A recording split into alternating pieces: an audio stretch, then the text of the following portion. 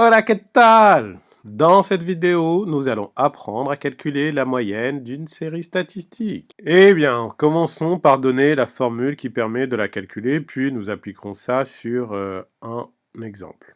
Eh bien, lorsqu'on a une série statistique, on est souvent bien inspiré d'organiser ses valeurs et de les ranger dans un tableau avec, dans la première ligne, on met les différentes valeurs de la série et dans la deuxième, on met l'effectif, le nombre de fois où chacune des valeurs apparaît.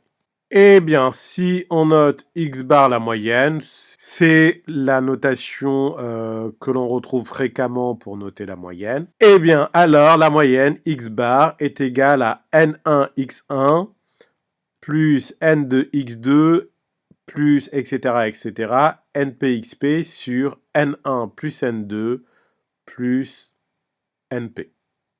Eh bien, ça veut dire qu'on prend une valeur, on la multiplie par son effectif, d'où le n1x1 ici. Puis, on fait ça pour toutes les valeurs.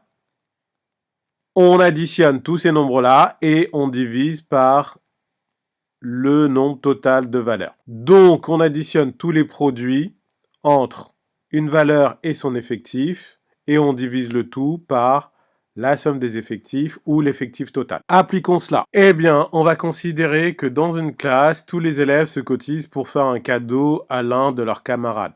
Amitié, fraternité, tout ça, tout ça. Dans le tableau qui est ici, on a la répartition des dons. Donc, sur la première ligne, on a les sommes qui ont été données. 0 €, 1 €, 2 €, 3 €, 4 €, 5 €. On va dire que pour être raisonnable, les dons ont été limités à 5 €. Et sur la deuxième ligne, on a le nombre de personnes qui ont donné pour chaque somme. Donc on a un élève qui n'a rien donné.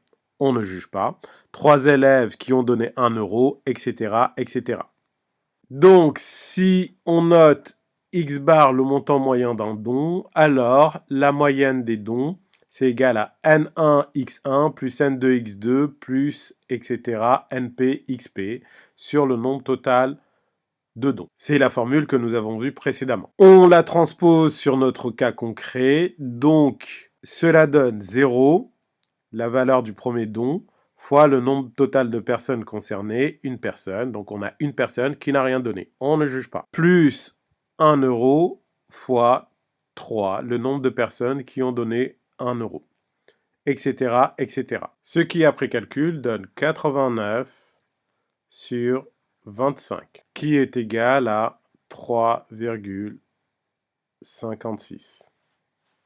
Donc, dans cette classe, en moyenne, chaque élève a donné 3,56 €. Concrètement, ça veut dire que si la somme de 89 € avait été récoltée avec une contribution égalitaire de chaque élève, eh bien chaque élève aurait dû donner 3,56 € pour parvenir à ce montant-là. Voilà ce que signifie la moyenne. Alors, faisons 2 remarques avant de conclure. Ces remarques nous permettront de tirer une conclusion sur les propriétés de la moyenne. Eh bien, on va regarder ce qui va se passer si chaque élève donnait 1 € de plus par rapport à ce qu'il avait donné dans le premier cas. Eh bien, dans la formule que nous avions écrite ici, il faudrait changer le montant des valeurs. Donc, ce serait un élève qui maintenant donnerait 1 € et non plus 0. 3 élèves qui donneraient 2 €. Un élève qui donnerait 3 €. 6 élèves qui en donneraient 4. 4 élèves qui en donneraient 5. Et enfin, 10 élèves qui donneraient 6 €. Eh bien, après calcul, cela donne 114 sur 25, soit 4,56 €. On remarque que chaque élève a augmenté sa participation d'1 € et la moyenne, elle, a augmenté d'exactement 1 €. Car 4,56 est égal au 3,56 que nous avions obtenu précédemment, plus une unité. Voyons à présent ce qui se passe si chaque élève donne 3 fois plus que ce qu'il avait donné initialement. Eh bien, l'élève qui a donné 0, 3 fois 0, ça sera toujours 0. Celui qui a donné 1 €, sa contribution maintenant est de 3, etc., etc. Donc, celui qui a donné 2 € maintenant on donnera 6. Celui qui avait donné 3 euros au départ, on donnera 9. Celui qui en avait donné 4, on donnera 12. Et celui qui avait donné 5 euros donnera 15. Eh bien, après calcul, cela donne 267 sur 25. Et ça, c'est égal à 10,68. Et en fait, quand on est un peu à l'aise en calcul, je vous le donne ici, on se rend compte que en fait 10,68 c'est égal à 3 fois 3,56.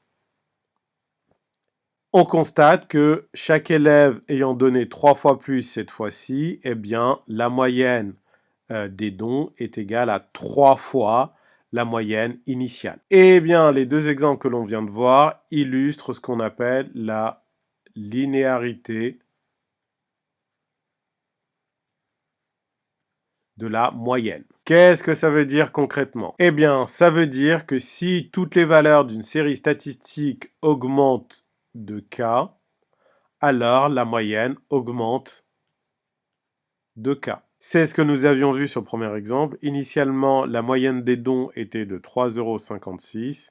Si tout le monde rajoutait 1 euro à sa contribution, eh bien, on obtenait une moyenne de 4,56 €. Le deuxième aspect, c'est si toutes les valeurs d'une série statistique sont multipliées par un nombre lambda, eh bien, alors la moyenne est multipliée par lambda. C'est ce que nous avons mis en évidence dans le deuxième exemple. Tous les élèves ayant triplé leurs dons, la nouvelle moyenne est égale ou était égale au triple de la première moyenne calculée. Voilà, cette vidéo est à présent terminée. À très bientôt.